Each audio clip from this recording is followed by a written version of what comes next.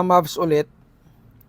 Ngayon naman, may mga bago tayong dating na GNG SSG1.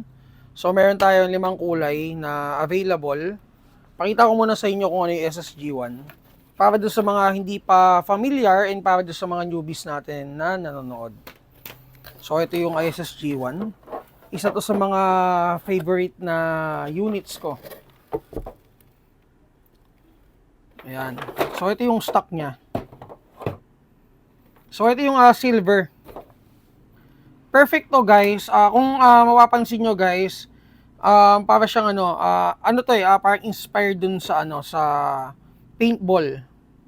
Nakikita niyo naman siguro yung mga paintball units, 'di ba?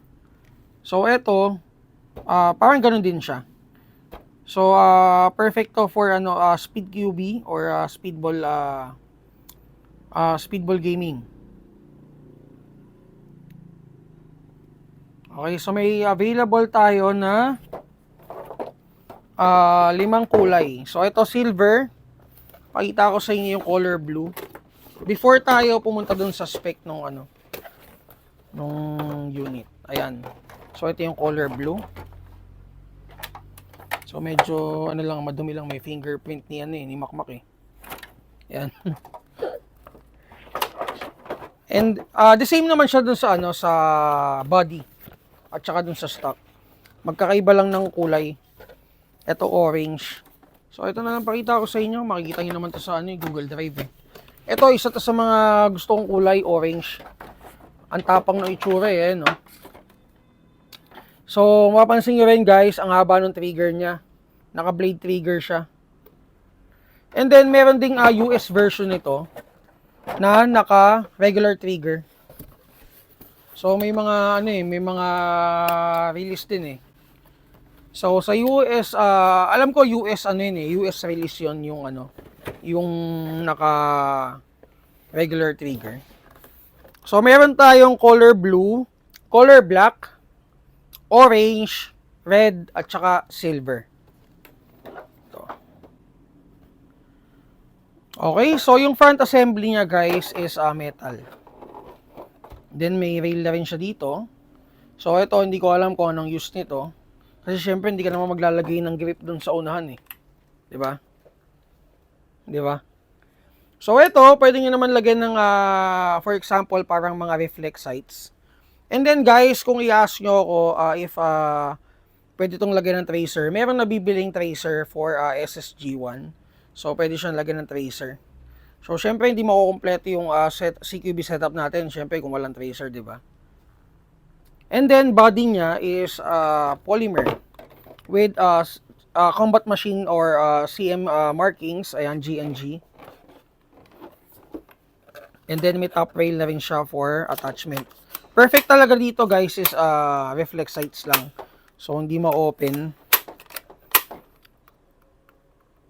So, yaman mo na. Hindi na ma-open eh. Baka may naipit na spring. And then, charging handle is metal, GNG. And then, naka-drop stock siya. So, ma-adjust nyo yung cheek weld nyo. Ayan. Diba? Ganyan. Ayan. So, pwede mo pa siyang, ayan yung adjustment niya. So, hihigpitan mo na lang if in case na ganun, diba? So, cornering, ganyan ang itsura mo.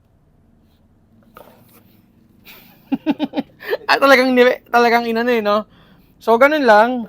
Kasi ganun yung itsura ko pag naglalaro. Okay? So, hindi ko pa nabanggit yung mag-release niya is tawag dito, ambi. So, kabilaan. Kung kaliwete ka, ayan, mas madali. Hindi working yung bolt release niya, guys. Ayan. So, pwede ka rin pala pumutok ng ganito. Teka.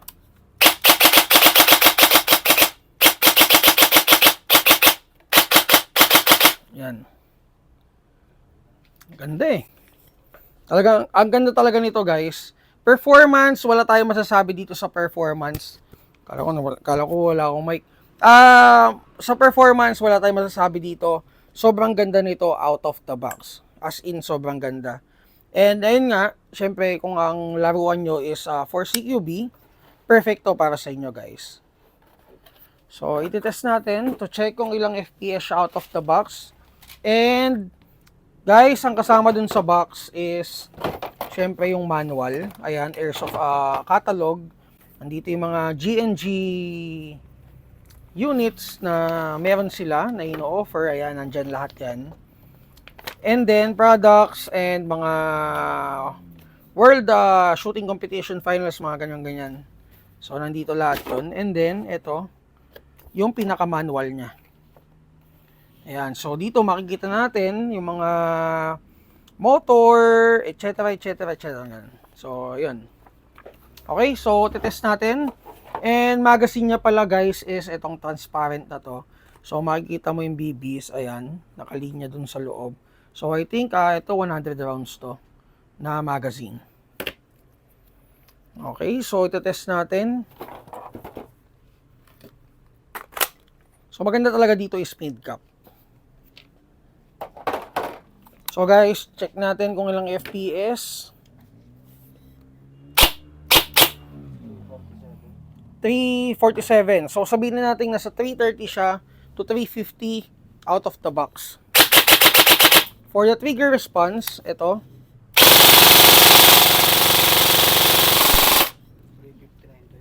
So, RPS is around 22.7. And then, again, FPS is around 350 out of the box. So, maganda. Diba? So, usual naman ang FPS limit sa mga sites is around mga 400. Mataas na yung 420, diba? So, FPS, I don't think na kailangan mo pa magtaas ng FPS or isakto. Out of the box, guys, sobrang ganda na ng timpla niya.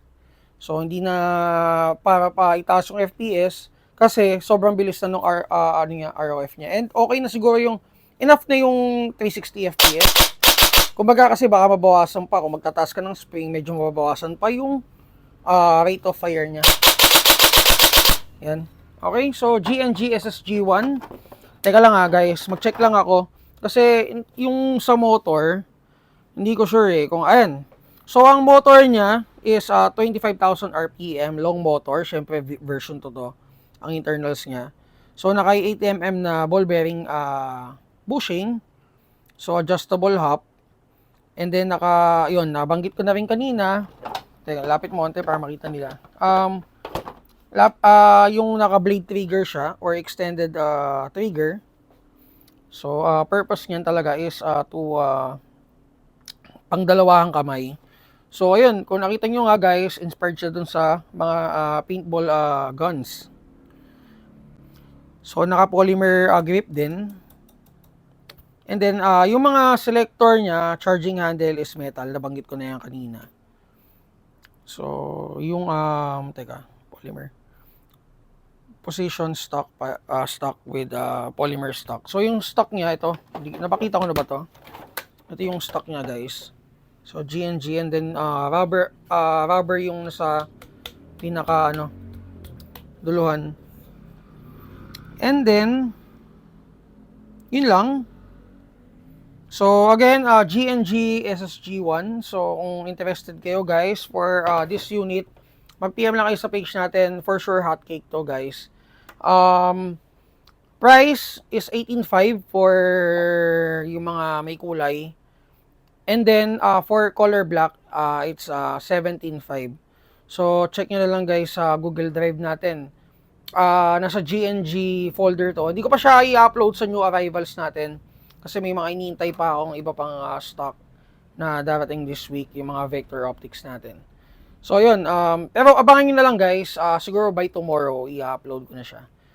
Pero makikita nyo na siya ngayon sa GNG folder natin under the AEG folder sa Google Drive. Okay? So, kung may tanong kayo guys regarding units, PM lang kayo sa page.